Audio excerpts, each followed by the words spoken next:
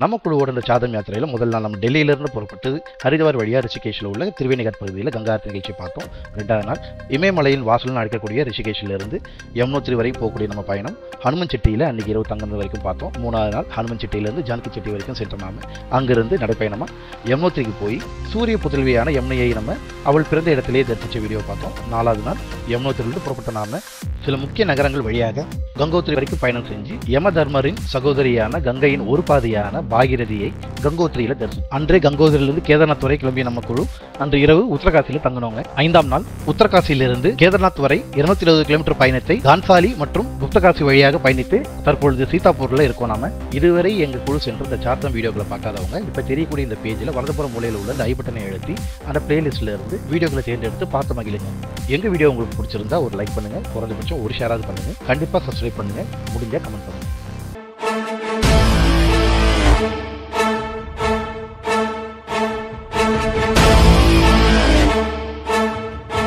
நம்ம குழுவோட சாதம் யாத்திரையில இன்னைக்கு 6வது நாளுங்க. ரொம்ப முக்கியமான நாளும் கூடங்க. நம்ம யாத்திரையோட கதாநாயகனும் சொல்லலாம், பல பேரோட கனவுன்னு சொல்லலாம். ஒரு தடவையார் இந்த பகுதிக்கு நம்ம போட மாட்டோமா அப்படின்னுங்கிற சில ஏக்கம்னு சொல்லலாம். இந்த எல்லாரோட கனவுக்கு பின்னாடி இருக்கக்கூடிய ஒரே இடம் கேதார்நாத். இன்னைக்கு நம்ம பயணம் கேதார்நாத்துக்கு வந்துட்டாங்க. காலையில் 2 மணிக்கு எழுந்து 3 மணிக்கெல்லாம் வந்து நம்ம குழு தயாராகிட்டாங்க. 3:30 மணி அளவில் சாயரா மட்டும் எங்கள் எல்லாருக்கும் டாட்டா காட்டி வழி அனுப்பி வைக்க 9 பேர் கொண்ட நம்ம குழு சோன் பிரயாக நோக்கி நடக்க துவங்கணும். நாம் இருக்கிற பகுதியிலிருந்து சுமார் 3 கிலோமீட்டர் நடைப்பயணமாக தாங்க போயாகும். நாங்கள் கிளம்புற இந்த நேரத்திலேயே கொஞ்சம் கூட்டம் அதிகமாகவே தான் இருந்தது. இமயமலையில் கார்வாலுங்கிற பகுதியில் சுமார் 6000 அடி உயரத்தில் ருத்ரபிரயாக் மாவட்டத்துக்கு உட்பட்ட ஒரு நகரம் தாங்க இந்த சோன் பிரயாக். சோன் பிரயாக் வரைக்கும் நடந்து போன நாங்கள் அங்கே இருந்த ஒரு அனுமதி சீட்டு பரிசோதனை மையத்தில் நம்ம ஆன்லைன் மூலமாக முன்பதிவு செஞ்சு நமக்கான உத்தரகாண்ட் கவர்மெண்ட் கொடுத்திருந்த அந்த அனுமதி சீட்டை காட்டி இந்த கேதார்நாத் மலை பயணத்துக்கான அனுமதியை நாம வந்து அங்க உறுதி செஞ்சுக்கிட்டோம். இந்த பரிசோதனை மையத்திலிருந்து சுமார் ஒரு 1.5 கிலோமீட்டர் தொலைவில் வாகனங்கள் வந்து இருக்கக்கூடிய இடம் இருந்ததுங்க. நாம என்னதான் நம்ம சொந்த வாகனத்திலே வந்திருந்தாலும் இந்த சோன் பிரயாகங்கிற பகுதி வரைக்கும் தான் நம்ம சொந்த வாகனங்கள் வந்து அலோவ் பண்ணுவாங்க. அதற்கு மேல கவர்மெண்டே வந்து சில பொதுவான வாகனங்களை இயக்குறாங்க. அதுவும் குறிப்பா சொல்லணும்னா மலையேறக்கூடிய ஜீப்புகளை மட்டும் இயக்குறாங்க. அந்த வாகனத்துல மட்டும்தாங்க நம்ம போக முடியும். இப்ப நாம புகழ்பெற்ற மந்தாகினிங்கிற ஆத்த கடந்து தான் போயிட்டு இருக்கிறோம். சிறிது நேரம் நடைப்பயணத்துக்கு பிறகு இப்ப நம்ம வாகனங்கள்லாம் நிற்கக்கூடிய அந்த பகுதிக்கு வந்திருக்கோங்க. பிரயாக்னா சங்கமம்னு நீங்க தானே சொன்னீங்க. இப்ப மூச்சுக்கு 30 வாட்டி சோன் பிரயாக்னு சொல்றீங்க. ஒரே ஒரு நதி பேரை மட்டும் சொல்லியிருக்கீங்க. அப்ப இன்னொன்னு இருக்கணும் இல்லைங்க அப்படின்னு கேட்க தோணுதுங்களா? உண்மைதான், நீங்க யோசிச்சுட்டு சரிதான். இங்க இன்னொரு ஆறு இருக்குங்க, பாசுகிங்கிற ஆறு. இதே இமயமலை பகுதியில பாசுகி தால் அப்படிங்கிற பகுதியிலிருந்து உருவாகி இந்த சோன் பிரயாக் வந்து சேருதுங்க. பாசுகிங்கிற இந்த ஆறும் மந்தாகினிங்கிற ஆறும் ஒன்னா சேர்ந்து இங்க இருந்து ருத்ரபிரயாக் வரைக்கும் பயணம் பண்ணுதுங்க. இங்க இருக்கிற ஜீப்புங்கள்ல அதிகபட்சமா 10 பேர் வரைக்கும் பயணம் பண்ணலாங்க. நாம 9 பேர் ஒரு குழுவா வந்ததுனால நாங்க அனைவருமே ஒரே வாகனத்துல பயணிக்க போறோம். நாம எடுத்த அந்த வாகனத்துக்கு மொத்தமா 400 ரூபாய் கட்டணம் வசூலிச்சாங்க. குழுவா இல்லாம தனிநபரா வந்தா ஒரு நபருக்கு 40 ரூபாய்ங்கிற விதத்துல கட்டணம் இருக்குங்க. தாராளமா நாம ஒரே வாகனத்துல ஷேர் பண்ணி போகலாம். நாம இப்ப இருக்கிற இந்த பகுதியில இருந்து அடுத்த கட்டமாக கௌரிகுண்டுங்கிற பகுதிக்கு நாம இப்ப புறப்பட போறோம். சோன் பிரயாக்ல இருந்து 5 கிலோமீட்டர் தொலைவில் கௌரிகுண்டு இருக்குங்க.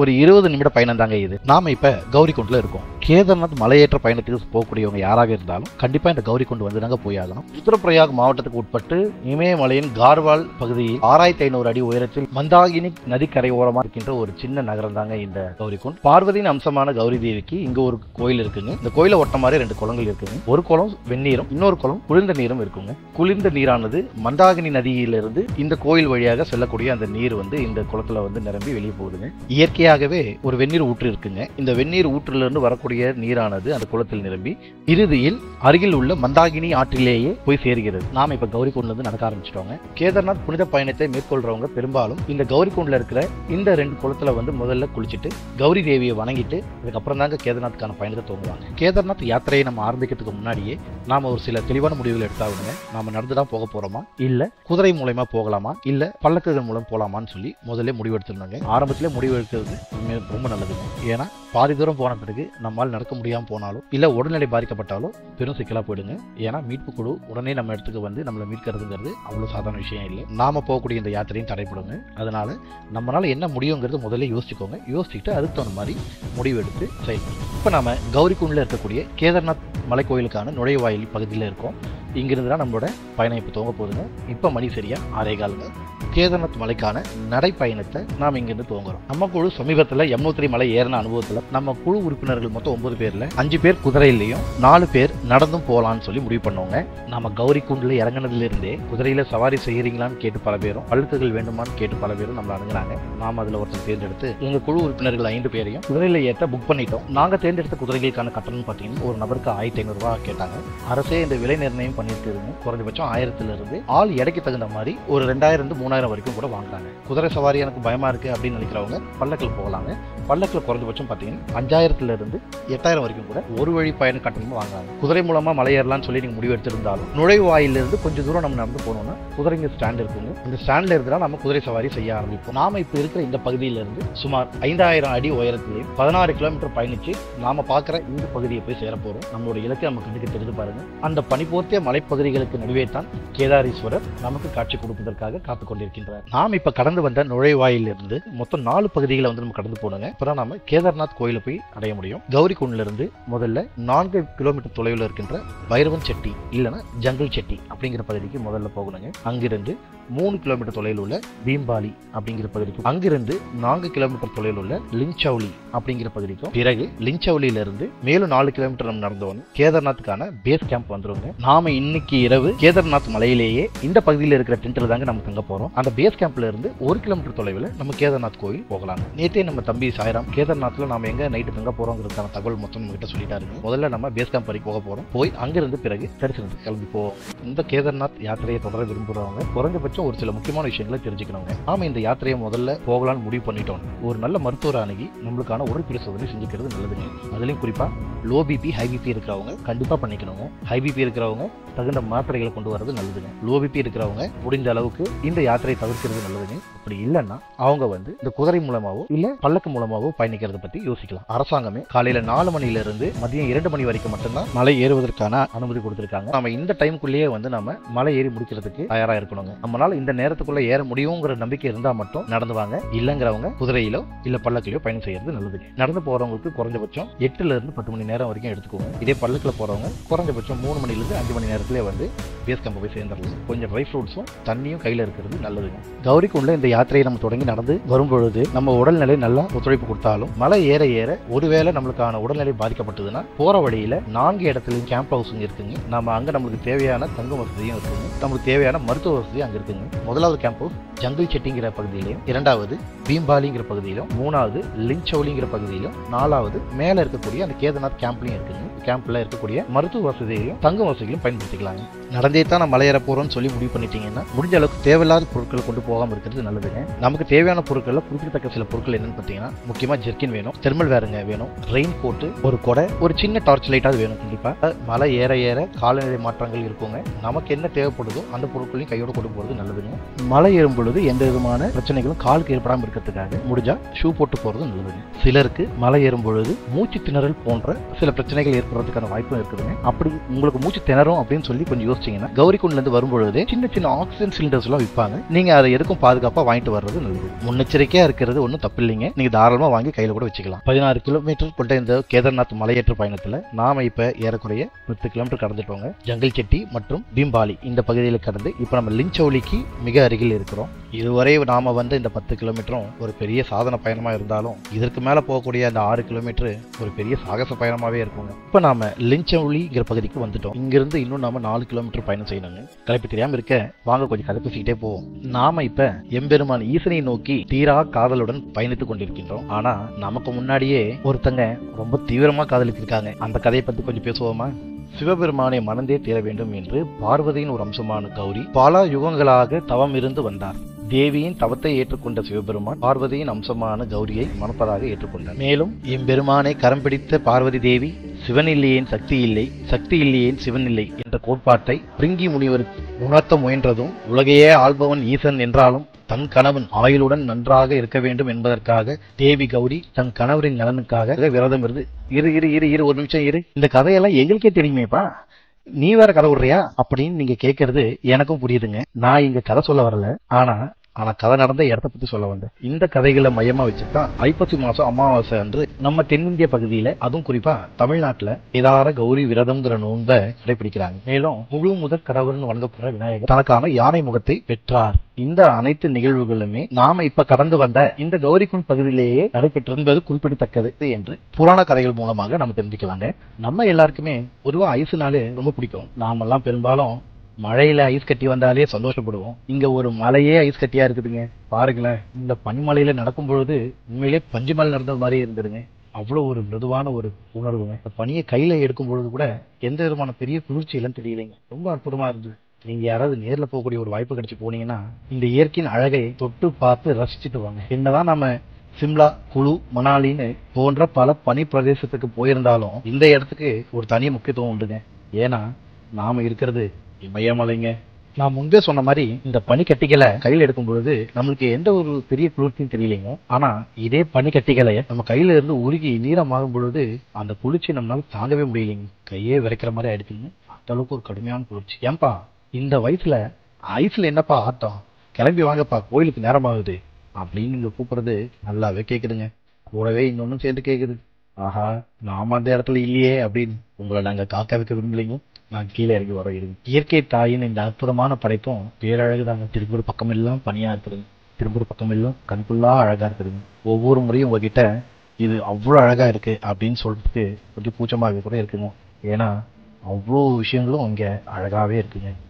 இப்ப கிட்டத்தட்ட மணி 2 ஆகுதுங்க. 15 கிலோமீட்டர் கொண்ட இந்த மலைப்பாதையை சுமார் 8.5 மணி நேரம் பயணத்திற்கு பிறகு இப்ப நம்ம பேஸ் கேம்ப் வந்திருக்கோம். குதிரையில சவாரி பண்ணாலும் சரி, புல்லக்கில் நீங்க சவாரி பண்ணாலும் சரி, எப்படி நாம கௌரிகுண்ட்ல அந்த நுழைவாயிலிருந்து கொஞ்சம் தூரம் நம்ம நடந்து வந்தோமோ அதே மாதிரி நம்மளுக்கு குதிரையில வந்திருந்தாலும் இங்கே இறக்கி விட்டுருவாங்க. இல்ல பல்லக்கில் வந்திருந்தாலும் நம்மள இங்கே இறக்கி விட்டுருவாங்க. இங்கிருந்து ஒரு 1/2 கிலோமீட்டர் தூரத்துல பேஸ் கேம்ப் இருக்குங்க. அங்கிருந்து ஒரு 10 நிமிஷத்துல கோயில் இருக்குங்க. நாம இதுவரை இந்த மலையில 15 கிலோமீட்டர் பயணம் செஞ்சிருக்கோங்க. இந்த வர வழி எல்லாமே நல்லாவே இருந்ததுங்க. வழியில எந்த குறையும் நம்ம சொல்ல முடியாது. நல்ல ஒரு அகலமான வழியா தான் இருந்ததுங்க. ஆனா அதுல ஒரு சின்ன சிரமம் இருக்குங்க. என்னன்னா குதிரைகள் நிறைய இந்த பக்கம் பயணிக்கிறதுனால குதிரை சாணிகள் எல்லா இடத்துலயும் நிரம்பி இருக்குங்க. நம்ம யமுனோத்திரியிலும் அதே தான் சொன்னோம். இதேதான் இங்க கேதார்நாத்தையும் இருக்குங்க. அது கொஞ்சம் நம்ம ஏமாந்தாலும் சரிக்கு வருவதற்கான வாய்ப்புகள் அதிகமா இருக்குங்க. கேதார்நாத்துக்கு பயணம் போறவங்க முடிஞ்ச அளவுக்கு கையில ஒரு மூங்கில் கொம்பு ஏதாவது நம்ம ஏற்கனவே யமுனோத்திரியில ஏறும்போதே சொல்லியிருந்தோம். மலை ஏறதுக்கு முன்பே ஒரு மூங்கில் தடியை ஒன்று வாங்கிக்கோங்க. அதே தான் நம்ம இங்கேயும் சொல்றோம். நாம முடிஞ்சா யமுனோத்திரிக்கு பயன்படுத்த அந்த மூங்கில் தடியை கூட நாம இங்க கேதார்நாத்துக்கும் பயன்படுத்திக்கலாம். இந்த மாதிரி ஒரு சப்போர்ட்டோட போறது நல்லதுங்க. நம்ம பயணத்தோட கடைசி கட்டத்துல நம்ம இப்ப இருக்கோம்.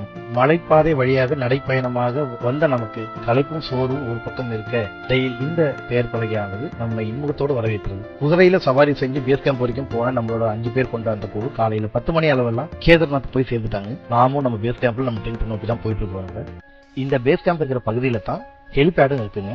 மலை ஏற முடியாதவங்க பல்லக்கில் வாங்க, குதிரையில் வாங்கன்னு சொல்லியிருந்தோம். ஆனா இதுலயும் வர முடியாதவங்க இப்படி ஹெலிகாப்டர்லயும் வரலாங்க. இந்த ஹெலிகாப்டர் சேவையும் பலரும் பயன்படுத்தி கேதாரீஸ்வரரை ஜரிசிக்கிறாங்க. கேதார்நாத்துக்கு ஹெலிகாப்டர் மூலமா வரணும்னு விருப்பப்படுறவங்க சிர்சிங்கிற பகுதியில இருந்தும் பட்டாங்கிற பகுதியில இருந்தும் இந்த சேவையை நம்ம பெறலாங்க. சிர்சிங்கிற பகுதியும் பட்டாங்கிற பகுதியும் சோன்பிரயாகுக்கு மிக அருகில இருக்குங்க. இந்த பயணத்துக்கு நம்ம முன்கூட்டியே ஆன்லைன்ல புக் செய்யணுங்க.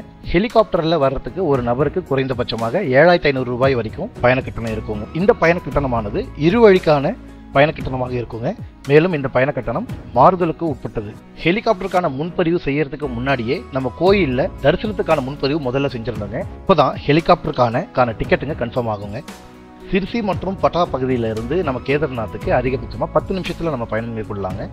நாம வந்த உடனே தரிசனம் பார்த்துட்டு மீண்டும் திரும்புவோம். நாம இன்று இரவு தங்க போற டென்ட்டுக்கு போறதுக்கு இன்னும் கொஞ்சம் தூரம் நடக்கணுங்க. போறதுக்கு ரொம்ப சோர்வா இருந்ததுனால கொஞ்சம் ரெஸ்ட் எடுத்துட்டு போலான்னு உட்காந்துட்டோம். உட்காந்தோம் கொஞ்சம் வேடிக்கை பார்க்கலான்னு பார்த்துட்டு இருக்கோங்க. வாங்க கொஞ்ச நேரம் நம்ம எல்லாரும் சேர்ந்து வேடிக்கை பார்ப்போம். இமயமலையை புவியியல் ரீதியா 5 பகுதிகளா பிரிச்சிருக்காங்க. நேபாள்கண்ட், குமஞ்சல்கண்ட், கார்வல்கண்ட், ஜலந்தர்கண்ட், காஷ்மீர்கண்ட். இந்த 5 பகுதிகளிலுமே எம்பெருமான் ஈசனின் பெயரே பிரதானமாக ஒலிக்கின்றது. நேபாள் கந்துல பசுபதிநாதராகவும், குமஞ்சல் கந்துல ஸ்ரீ ஜெகநாதராகவும், கார்வல் கந்துல கேதாரீஸ்வரராகவும், ஜலந்தர் கந்துல பையநாதராகவும், காஷ்மீர் கந்துல அமர்நாதராகவும் காட்சி கொடுக்கிறாருங்க. இப்ப நாம இருக்கிறது இமயமலையில கார்வல் கந்துங்கிற பகுதியில இருக்கு. மதியம் 3:30 மணி அளவுல நாம தங்கக்கூடிய ஷெட்டுக்கு வந்துட்டோங்க. ஒரு 10 நிமிஷம் ரெஸ்ட் எடுத்துட்டு அதுக்கப்புறம் நாம கோயிலுக்கு கிளம்பலான்னு சொல்லி ரெஸ்ட் எடுத்துட்டு இருக்கோம். அதாவது நாம இப்ப தங்கியிருக்கிற இந்த பேஸ் கேம்ப் டென்ட்ல இருந்து சுமார் ஒரு 20 நிமிஷத்திலே நாம கோயிலுக்கு போயிடலாங்க. கோயில் பக்கம் தான் இருக்கு. உத்தரகாண்ட் மாநிலம் ருத்ரப்பிரயாக் மாவட்டத்துக்கு உட்பட்ட இந்த கார்வல் பகுதியில சுமார் கடல் மட்டத்திலிருந்து 11,753 அடி உயரத்துல மந்தாகினி நதிக்கரை ஓரமா கேதாரீஸ்வரர் நமக்காக காட்சி கொடுக்க காத்து கொண்டிருக்கின்ற பகுதிக்கு வந்துட்டோங்க. ஆமாங்க, நாம இப்ப கேதார்நாத்ல இருக்கோம். பாண்டவர்கள் தாங்கள் செய்த தவறை எண்ணி மனம் வருந்தி தங்கள் பாவங்கள் மன்னிக்கப்பட எம்பெருமான் சிவனை வேண்டி தவமிருந்து எம்பெருமான் அவர்களுக்கு காட்சி கொடுத்து முக்தியடை செய்த இடமும் 2 ஜோதிர்லிங்க ஸ்தலத்துல பிரதானமாக வழிபடும் தலமாகவும் இந்த கேதார்நாத் ஸ்தலம் விளங்குதுங்க. இந்த கேதார்நாத் ஆலயம் சுமார் 85 அடி உயரமும் 187 அடி நீளமும் 80 அடி அகலமும் உடையதுங்க. இந்த கோயிலுக்கு முன்னாடியே பெரிய நந்தி தேவர் இருக்காருங்க. அவரை வணங்கி இந்த கோயிலுக்குள்ள நாம நுழைஞ்ச உடனே முதல்ல மண்டபமும் தொடர்ந்து கர்ப்பகிரகமும் இருக்குதுங்க. இந்த மண்டபத்துல பஞ்ச பாண்டவர்கள், கிருஷ்ணர், நந்தி தேவர் ஆகியோரது சிலைகள் வைக்கப்பட்டுள்ளதுங்க. கலைநயத்தோடு செதுக்கப்பட்டுள்ள சிற்பங்கள் இங்க இருக்கிற தூண்களுக்கு மேலும் அழகு சேர்க்குதுங்க.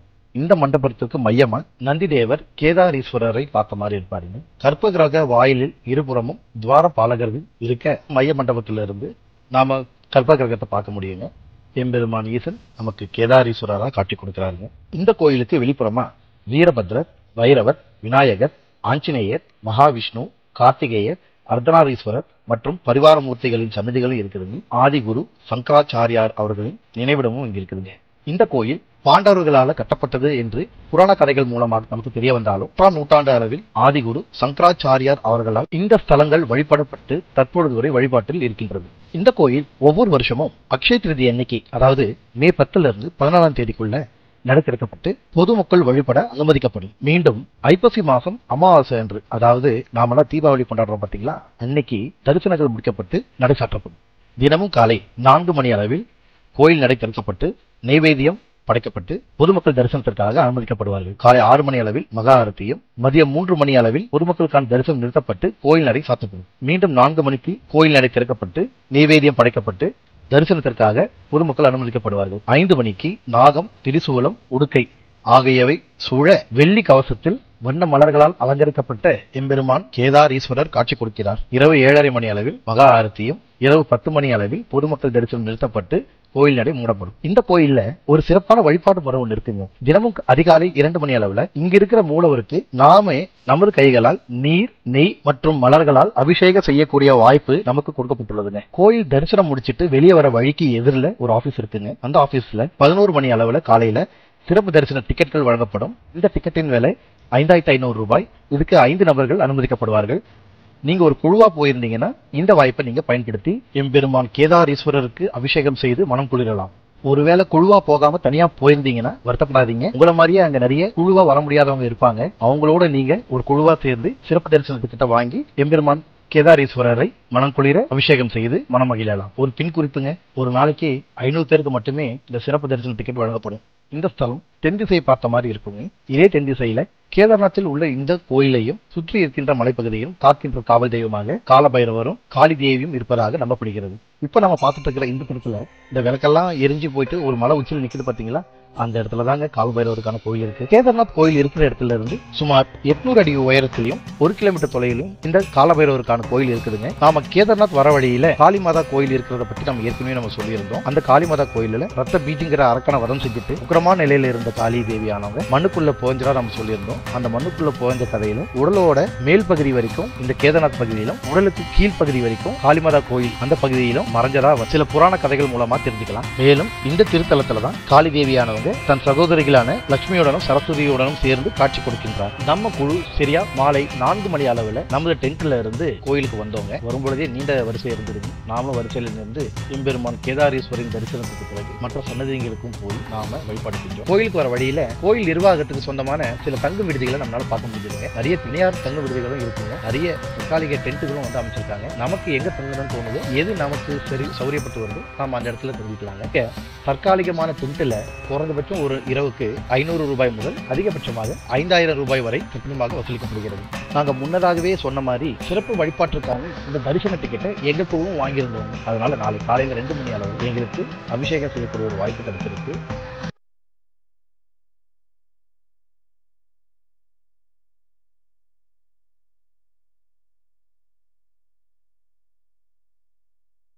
இன்னைக்கு நாம தரிசிச்ச இந்த நிகழ்வை இதை விட ஒரு சிறந்த வார்த்தையால வர்ணிக்க முடியாதுங்க. இந்த வார்த்தைகளோடையே இந்த இரவு எம்பெருமான் ஈசனோடு மீண்டும் நாளை சந்திப்போம். நன்றி.